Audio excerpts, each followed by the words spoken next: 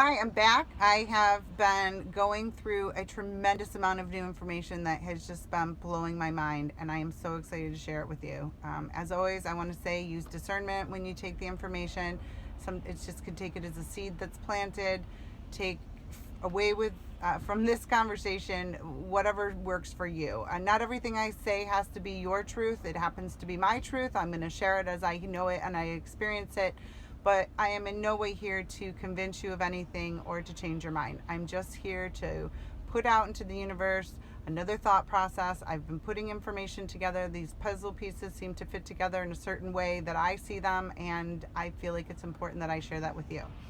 So recently I've been rewatching a YouTube video called The Alien Interview. I had watched it about a year and a half ago. A friend of mine brought it to my attention. She hosts a lot of several different radio shows, and she was having, I believe his name is Lawrence, the gentleman who in the YouTube video is reading this transcript. He received this information from a lady who was a nurse who was used in the military back in 1947 for the Roswell crash. She was brought in to help with some of the beings that were picked up from the crash, and for some reason this alien that they had picked up began communicating with her telepathically. So what she, and about at the end of her life, she shared this information with this gentleman who then has brought it forth and put it all up on YouTube. So I think the video is about 2 years old. I probably saw it about a year and a half to 2 years ago.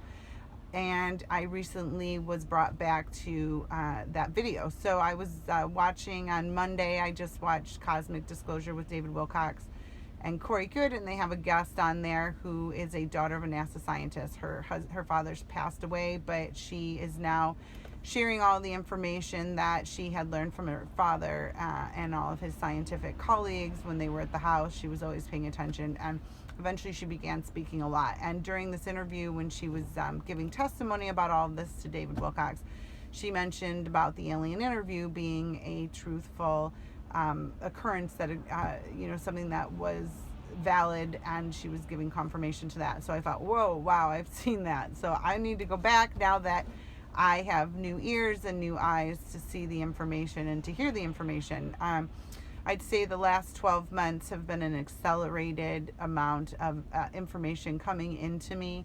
And what's fascinating about that, just to kind of go off here on a little tangent, is that I recently came to the understanding or to the belief that light is information. And the brighter something is, the more information that is held within it. We're very dense beings in the third density here, and our avatar bodies are very dense, organic components, composites, chemical. I'm not really a scientist, but I understand the information when I'm reading it and I'm seeing it. So when we take that into understanding, there's what's going on now at the end of the precession of the equinox that I had described earlier about the Mayan calendar and the end of the great year. Our trip around this big galactic center is our planet is being hit with all these energy waves, all this information that's coming in the form of light. And you can see that this is why our planet is heating up. We're shifting vibrational frequencies, and as we shift, we get to a faster pace. Time seems to be speeding up. The planet's heating up. All of this is as a result of the vibrational frequencies. So what's also coming in with those frequency bands are bands of light. So information is really exploding onto us at this time in space. And for those who are riding the wave, we are growing exponentially. It's been amazing. I can't even recognize the person I was a year ago to the person I am today. So with that being said, we'll get back to the interview. So what has been blowing my mind was I had all last year, probably starting in December, started to question things. I think it was my first experience with David Wilcox. I listened to a audio recording of him on Coast to Coast Radio with Chuck Norrie, I think that's the guy's name, and it blew my mind. Like, I all of a sudden, it opened up different types of information to me that I didn't even conceive or consider prior to that. So it was a really awakening moment. I then picked up a book I had randomly bought on Amazon. I have no idea why I bought this book. It's not something I would ever read. But I did. I ordered it, and it was sitting there on my bookshelf. And probably sometime last winter, I was like, "Okay, I want to read that book. What does that have to say?" And that book was "Confessions of an Economic Hitman" by John Perkins. That really shattered my view of America and of the world, of the different, I would almost call them like factions, right? Like all the different factions of showing themselves as countries and nation states on the planet. It really gave me a new perspective on what was going on in the world and what was happening at a corporate level, and how nations were being erased, really, for this corporatocracy that was taking over this unelected body of people that are running our planet. So as I started to delve into that, I found that these people, the lines run very deep, and it's been going on for a very long time. And I was completely unaware of it because I was such a product of the system. I so believed in everything I was taught, everything I read, everything. I was addicted to the news. I never turned it off. I believed everything they said. And, that changed when I watched a video on manipulation through mind control and the news of some sort. And I think that's the name of it.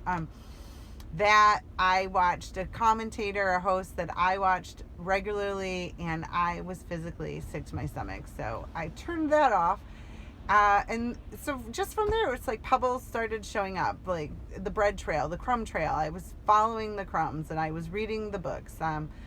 From there, I think I stumbled into, at some point I read Orwell's 1984, just because I was so curious about the concept when people were saying, well, it's very Orwellian. So I wanted to understand what that meant. I then, right around the time of my surgery, watched a documentary series that was airing for free, each episode for 24 hours for free on YouTube. So I was like, hey, I'm going to do that. Like, I have all this time. I'm laid up. I'm recuperating. I'm really curious about what they have to say. This was The Truth About Cancer. So I watched The Truth About Cancer, and having a very strong background in political science and history, I dual major both of those at the University of Michigan. I really was shocked at the information that I was being told, and it was resonating with me at a very deep level. I knew it was truth. I knew that everything I had been taught wasn't the truth. It was manipulated. It was for an agenda. It was a story, and it wasn't the truthful story once I started to see what was going on underneath.